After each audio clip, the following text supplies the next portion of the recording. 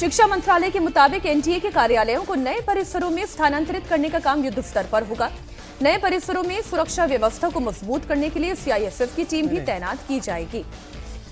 सज्जन जी, अब ये जो कदम उठाए जा रहे हैं, नहीं देखिए, ये बहुत जरूरी है, लेकिन यहाँ सबसे बात यह है कि आपने पुराने लोगों को हटाया, जो नए लोगों को ला रहे हैं उसका मापदंड को आप पब्लिक करें।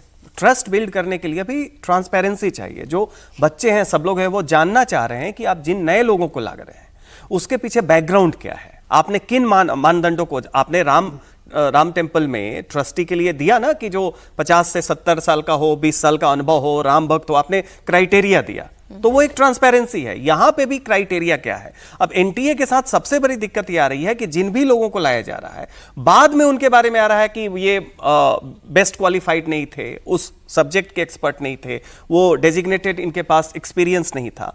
तो यहां पे सबसे बड़ी जो चुनौती है सरकार के पास वो ये है कि एक क्राइटेरिया और दूसरा उसकी ट्रांसपेरेंसी, इन दो चीजों को तय करे। क्योंकि अभी तक पूरी शिक्षा प्रणाली, एक तो ये आ रहा है कि करप्शन है और दूसरा ये भी आ रहा है कि आप देखेंगे कि जो लोग ऑनेस्ट भी हैं उनकी क्वालिफिकेशन नहीं है।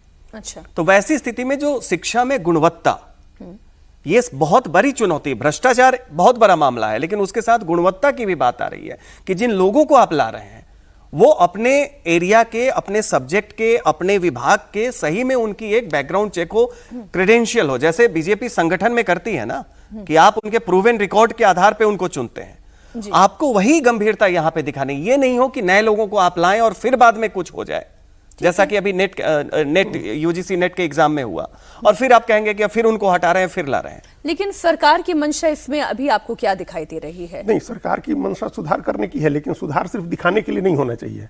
जैसे एक हम लोग जिस स्ट्रक्चरल चेंज की जो बात कर रहे थे, उसमें एक चेंज अच्छा है कि आप इसका अपना एक डेडिकेटेड कॉम्प्लेक्स हो, सिस्टम बनाए, कॉम्प्लेक्स हो, जहां आप ये सारे, अभी तो भाई किराए के उसमें ओखला में आप चला रहे हैं, एडहॉक बेसिस पर चला रहे हैं। जो अधिकारी लाए जा रहे हैं आप काडर में एब्जॉर्ब करिए, ऐसे नहीं करिए कि वो कहीं से आया और फिर वापस चला जाए, उसकी कोई यहाँ जवाबदेही नहीं हो।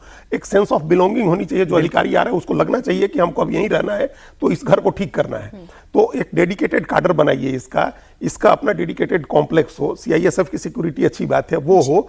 और जैसा अभी सज्जन जी ने कहा कि क्वालिफाइड लोगों को ले आइए, ऐसा ना हो कि केमिस्ट्री का टीचर है वो मराठी में अनुवाद कर रहा है, और ऐसा नहीं हो जब भी हम लोगों ने देखा कि महापुरुषों के नाम गलत हैं, महापुरुषों के उपनाम गलत हैं, स्थानों के नाम गलत लिखे गए हैं, प्रश्न पत्र रिपीट हो गए 2 साल पहले वाले।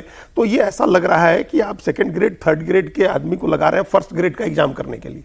ये मत करिए। क्वालिफिकेशन नाम मेरे ख्याल जब सब सामने आने लगेंगे तो थोड़ा और सिस्टम समझ में आएगा।